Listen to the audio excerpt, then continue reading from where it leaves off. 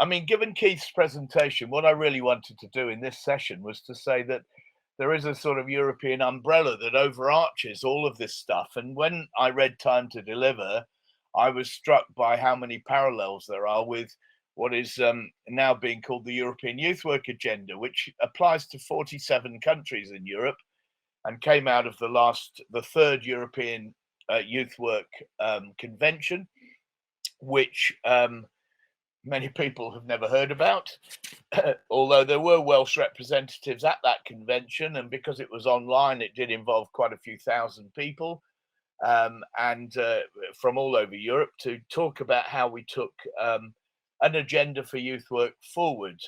And my role really, I mean, I was the rapporteur. I've been the rapporteur at all the conventions over 10 years, and for 20 years, we've been trying to advance the cause of youth work in different ways. And my volunteering a session for this Welsh National Youth Work Conference was really to help colleagues in youth work in Wales to recognise that although this infrastructure may not have a huge bearing on their everyday practice, it is important to know that it does exist, because what it does is provide some sense of momentum for youth work. And it was Keith, I think Keith used the word momentum, and you know, we have to remember that youth work has rolled up and down for many years, and some of you will know that I was sort of in Keith's position 35 years ago as chair of the Wales Youth Work Partnership, and we were saying pretty much the same things as Time to Deliver is saying, and we've said it again and again and again, and often politically in terms of youth policy, little happens. So that's why my first slide says non-existent youth work, because there really was no reference to youth work in most European youth-related documents until the European Union White Paper of 2001, which did not talk about youth work, but it did kind of touch on what we might understand as youth work. And then the Council of Europe had a youth strategy from 2008, called Agenda 2020, and that made some reference to things that we would recognize as youth work, but it wasn't very explicit and it wasn't very integrated. And then a year later, the European Union had a European youth strategy, which talked in a footnote about socio-educational instructors. The Council of Europe used to talk about non-formal education or non-formal learning, and sometimes that wretched phrase, informal learning. So we decided in the middle of the 2000s, and I say we, this is governments, this is youth work practitioners, this is researchers, but significantly a guy called Jan van Hey in Flemish Belgium, and a Flemish youth researcher who did his PhD on youth work in Flanders, Philip Cousset, and me, and the head of the youth partnership between the European Commission, European Union, and the Council of Europe, a guy called Hanyo Shield. We sort of sat together and thought we need to try and build an evidence base. Again, Keith's words about evidence, and where does youth work come from? What's it all about? How do we think about it? How do we define it? And I'm not going to go into a lot of detail about this, but we started in 2008. You can see the time frame in Belgium, and then we moved through Estonia and Finland and Malta and Slovenia and various other places. And we ended up writing 7 books, editing 7 books on the history of youth work in Europe, which sometimes talked about country histories. Obviously, the history of youth work in the eastern and central parts of Europe are very contingent on communism and state socialism. Flemish youth work, Finnish youth work is quite similar to our understanding of youth work. Portuguese and Spanish youth work is very different. There's a huge difference in the balance between statutory and voluntary youth work, municipal youth work, and NGO type of youth work. But nevertheless, there is a huge history coming out of social work, coming out of education, coming out of leisure time, that shows the diversity of youth work in Europe, but also some of the common strands. So that was what our 7-volume History of Youth Work in Europe was about, the last one published in 2019. So relatively recent. And in parallel with the kind of the workshops and the discussions and the chapter productions and the editing and the books and the research on youth work in Europe, we held these three European Youth Work Conventions. The first in Ghent in Belgium in 2010, the second in Brussels in Belgium in 2015, and the third online technically in Bonn in Germany under the German presidency of the EU last December. And again, Jan and me and Hanyo and Philip were very central to persuading governments to adopt these conventions and to fund them. They cost about $500,000 each to lay on. But the idea was to try to get a professional perspective on youth work into the political arena. So 2010 was held under the Belgian presidency of the European Union. And to that end, we produced a declaration, and then I actually presented it to the Council of Youth Ministers in Brussels at the end of 2010, and it was incorporated into a resolution on youth work. So the EU has a very formal political resolution on youth work. That year, the declaration had been about celebrating diversity. Now, all of you will know that around that time, we had a huge global financial crisis. Governments were looking about cutting back on public expenditure. And the celebration of diversity might be wonderful within the youth work community, but it's the kiss of death in terms of political advocacy for youth work within the wider frame of youth policy. We needed something that was much more sort of coherent. Reminiscent, sadly, of ministerial conferences on youth work in England in 1989, when the minister said he did not want a scattergun approach, he wanted a concentrated fusillade. But I remember saying to Jan, we can't just say that almost anything that involves working with young people constitutes youth work. We've got to have a sense of common ground across different parts of the youth sector which proclaim to be doing youth work. So 5 years later, we held another convention under the chairmanship of the Council of Europe. So that's significant, different political structure, different organization, also held in Belgium. And this was called Finding Common Ground. And it was really about trying to identify whether all those people who claimed that they were youth workers were really kind of singing from the same hymn sheet. I actually expected it to be a complete disaster. I expected it to be a battleground between the self-governed autonomous youth organizations represented by the European Youth Forum and, street-based and detached youth work projects represented by Dynamo, the global detached youth work organization, the European Confederation of Youth Clubs, POWI, which is Professional Open Youth Work in Europe. They've all got these different ideas about what youth work should be about. I come from an open youth work tradition. I normally do this presentation with Judith Lantai, who's Hungarian, but she works for the European Youth Forum. So she's a strong advocate of self-governed youth organizations. And Judith and I presented The Wind in Our Back, the declaration of the third convention. So we've spoken at lots of national youth work conferences around Europe in the last nearly the last year to tell people about this story and this development. And as a result of finding common ground, there's a paper online that you can track down that I wrote to try and set the scene. The outcome of that second convention was that all youth workers agreed, or 500 who were at that convention anyway, they agreed that they shared the common purpose of winning and defending and finding and supporting space, keyword, spaces for young people to have autonomy, to develop their own ideas about the world, to think about their own situation, and so on and so forth. But space was not enough politically.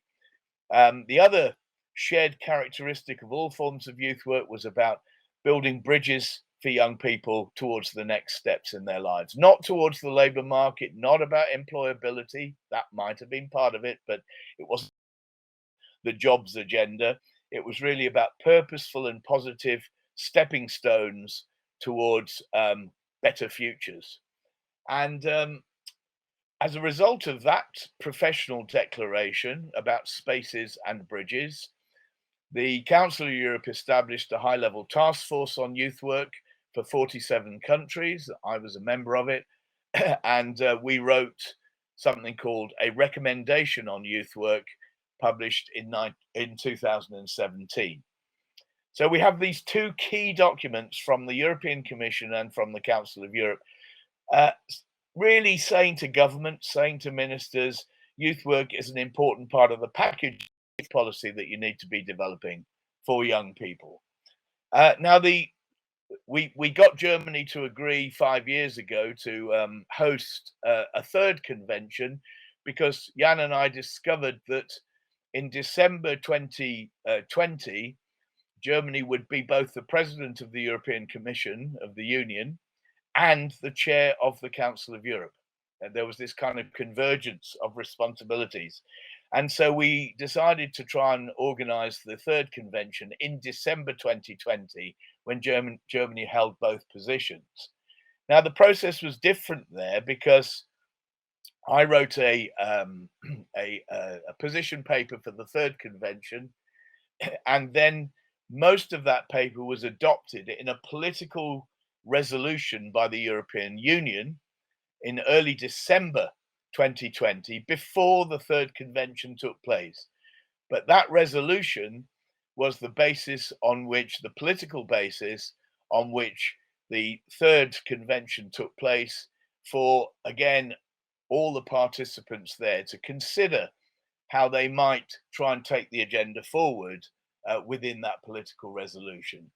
So what we've had in the last few years is a growing recognition of youth work within various European documents. Some of you will know about the European Union Youth Strategy, to which I made a small contribution, Engage, Connect, Empower. And youth work is very explicitly mentioned as part of the practice for the empowerment of young people. I was much more instrumental in writing the Council of Europe Youth Sector Strategy 2030, which was published in January 2020. And that has 4 key thematic priorities, the fourth of which is explicitly called youth work.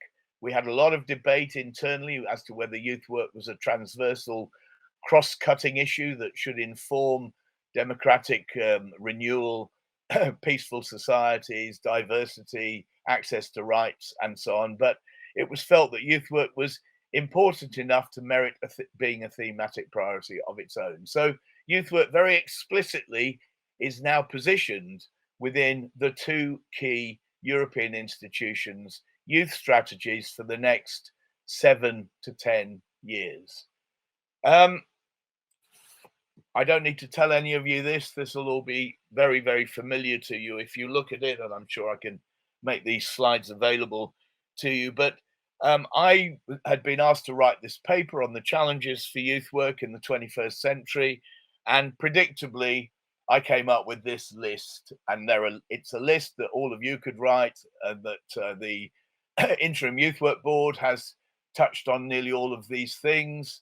It's enshrined in Time to Deliver. It's not rocket science to know that we still struggle to make our case in a wider to wider audiences, because we're not always clear about what we're telling people is youth work. There's been a whole set of pressures to instrumentalize youth work over the years, to attach it to health, to attach it to employment. And none of those things are necessarily bad, but you have to be cautious about those things happening. And indeed, the minister said today about the extra funding, the 2.4 million for mental health issues and youth work. We celebrate that. That's great that faith is put in youth work to address these kinds of questions. But we have to also be very careful that youth work is not sort of harnessed only to a mental good health and well-being agenda. I was in today and we were talking about COP26 and talking about harnessing or not harnessing youth work to the whole climate emergency and climate justice debate.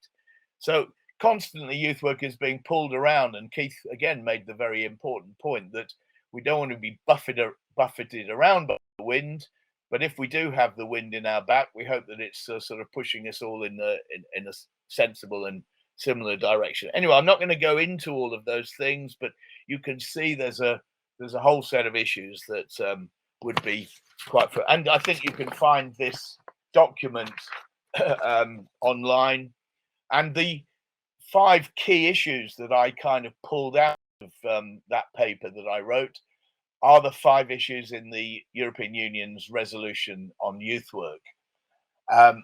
So about conceptualization of youth work, spaces and bridges, about the competence of youth work, about education and training, the credibility of youth work in relation to other professional groups and professional work, the connections that youth work should or should not make with, for example, policing or employment and other things, and then recognizing that under COVID, youth work can come into its own in the context of crisis. So how youth work responds to different kinds of crises. And of course, in Europe, we have had not just the COVID crisis, but in recent years, we've had the whole refugee crisis, the migration set of issues, particularly for Germany, but also for Serbia and the Balkan states. Now, normally Judith would talk about what we called the kind of wicked witches. We used a sort of Goodbye Yellow Brick Road set of analogies.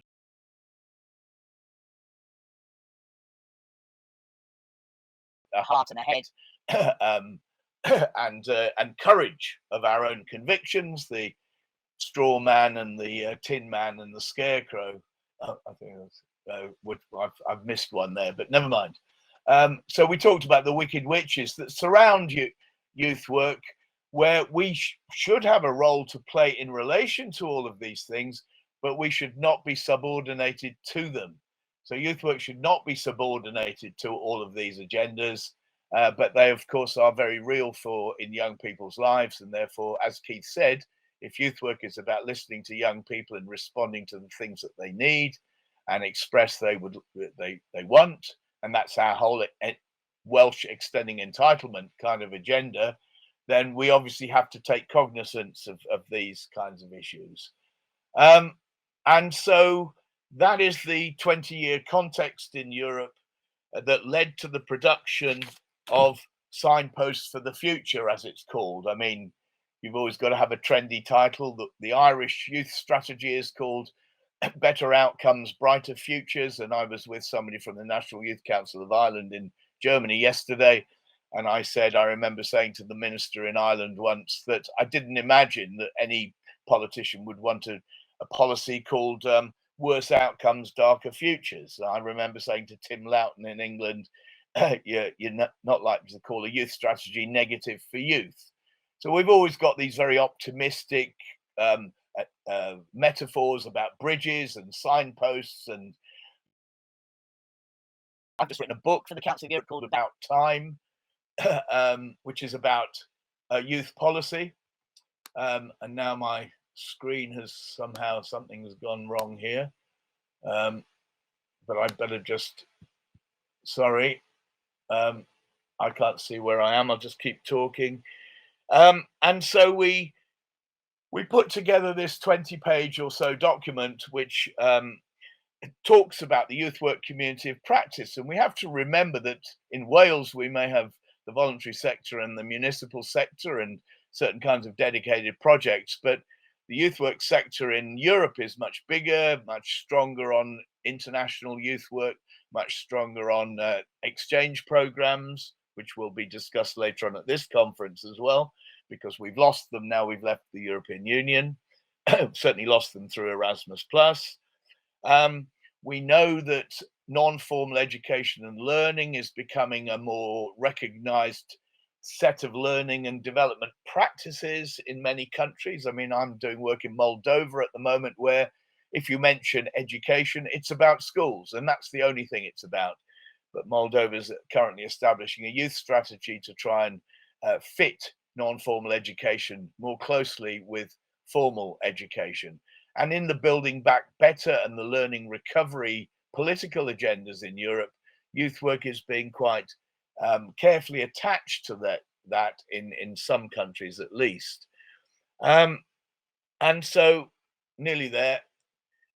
And so we reach the point where we also have I say we, the European Youth Work Agenda, the Bonn process, now has this set of bullet points, which again you can read across quite easily to Time to Deliver. It's about making sure that there is a local offer to all young people wherever they may be in Europe, and people working together and ensuring a proper funding base to make sure that there is a sort of equity and equitable offer for young people, whether they're in the southwest of Spain or the northeast of Finland, or the west of Ireland and the east of Moldova, east of Ukraine, east of the Russian Federation, which is also part of the Council of Europe. And then there's this whole thorny question of quality. I mean, we've heard about the new NVYO sort of funding stuff. I know Andy's talking about the quality mark.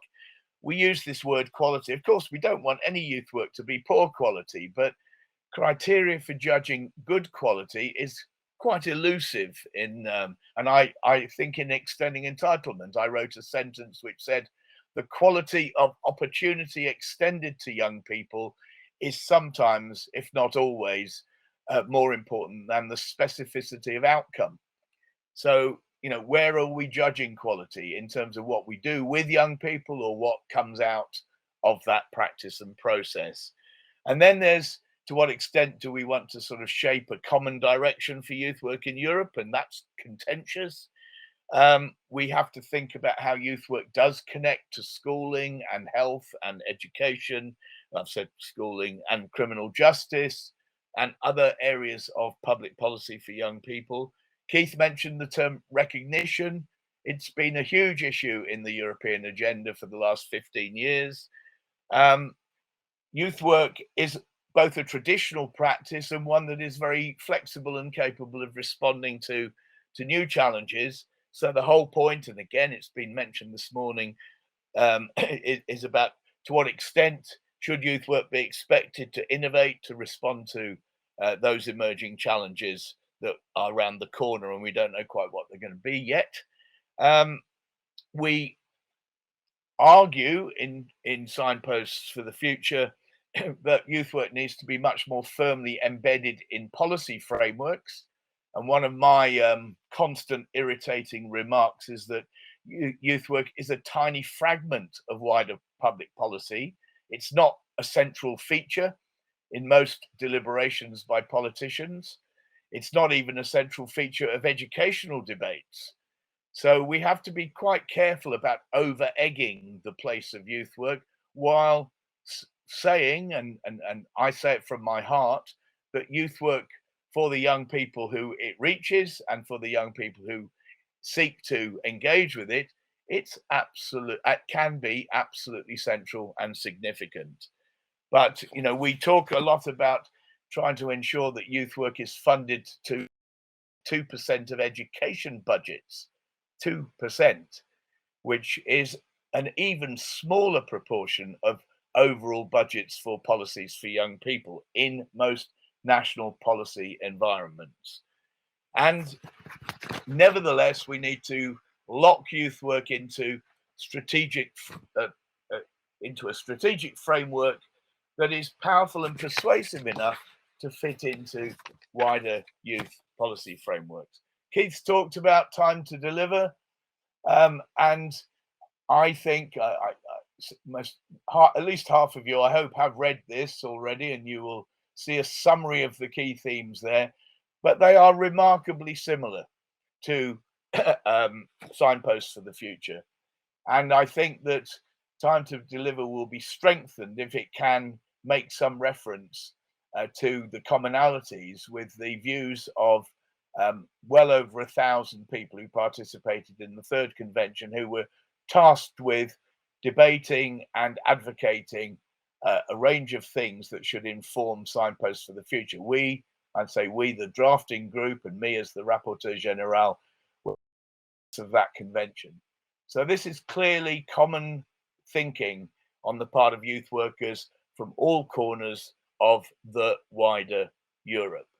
And finally, just to mention it, because I was asked to mention it, some of you will know and some of you are part of it, we are struggling and battling to ensure that young people in Wales do not lose out as a result of the United Kingdom leaving the EU and not being part of Erasmus+.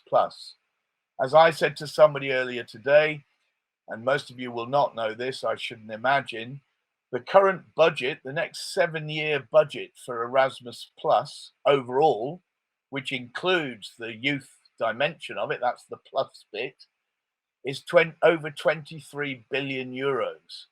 The last 7 years, it was about 14 billion euros. And in around 2010, it was about 4 billion euros or for youth-related stuff. So the budget has increased massively, and the touring program for students that the English Ministry of Education has put together is a pale, pale shadow of what the European Union has slowly developed. And I'm proud to say I've been involved in all of that Youth for Europe stuff since the day in 1988.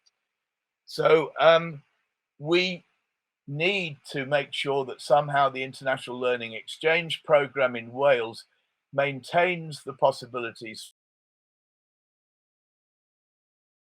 from Wales to go elsewhere and for young people from elsewhere to come to Wales. The European Union's Erasmus+ programme will be significantly financing and supporting the European Youth Work Agenda, which will include international exchanges. So it's a complex challenge to find out how we position ourselves without sounding like we're Brexit moaners. We probably don't want to be mentioning Europe too much, certainly not the European Union. But we do need to make sure that within this international learning exchange programme, the youth sector is proportionately and sensibly represented. Because too often when people talk about Erasmus+, the plus bit is not known about, is not understood, and is not acknowledged. So I finish off with saying that we have to ensure that the youth sector gets its slice of the cake in relation to our sort of plugging the gaps as a result of leaving Erasmus+. As we on the European stage across the 47 countries of the Council of Europe have battled for 20 years to get youth work positioned on the map and getting its slice of the cake within the wider youth policy context.